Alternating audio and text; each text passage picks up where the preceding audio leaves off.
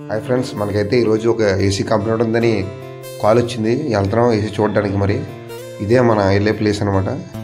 ఇది ఒక యాక్చురీలోకి వెళ్తున్నాం. చూపిస్తానండి సైట్ ఎలా ఉంటుందో. ఇది మన ఎంట్రన్స్. ఇది యాక్చురీలోకి వెళ్ళిన తర్వాత ఏసీ ఎక్కడ కంప్లైంట్ ఉందో చూపిస్తారు మనకి. ఆ వెళ్ళే ప్లేస్ దారి అనమాట. ఇది ఏసీ చూపించే మన ప్లేసు.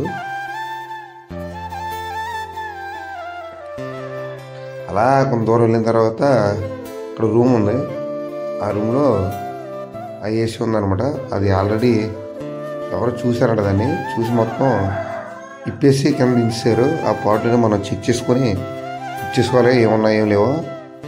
ఆ ఏసీని మనం బయట తీసి ఇన్స్టాల్ చేయాలి. ఇదే ఏసీ బేస్ అనమాట. అది తర్వాత బ్లోయర్ ఒకటి తీసుకోవాలి. ఆ బ్లోయర్ తీసుకున్న తర్వాత దానికి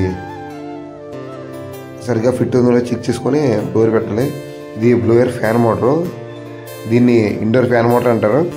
ఇది ఏసీ డీసీ అని రెండు ఉంటాయి. ఇది ఏ మోటార్ చెక్ చేసుకోవాలి. ఇది అయితే డీసీ మోటార్ అనమాట.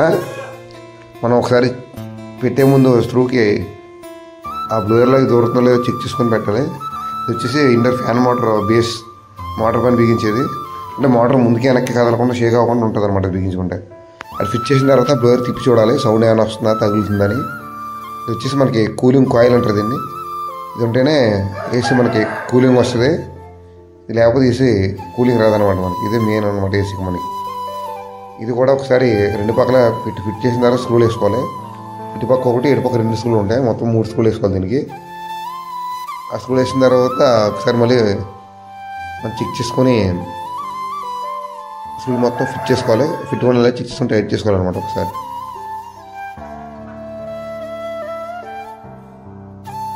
ఇది కొత్తగా ఎవరైనా ఏసీ రిమూవ్ చేసిన వాళ్ళకి తెలియకపోతే ఒకసారి చూసుకుంటే బాగా అర్థమవుతుంది, క్లియర్గా ఉంటుంది.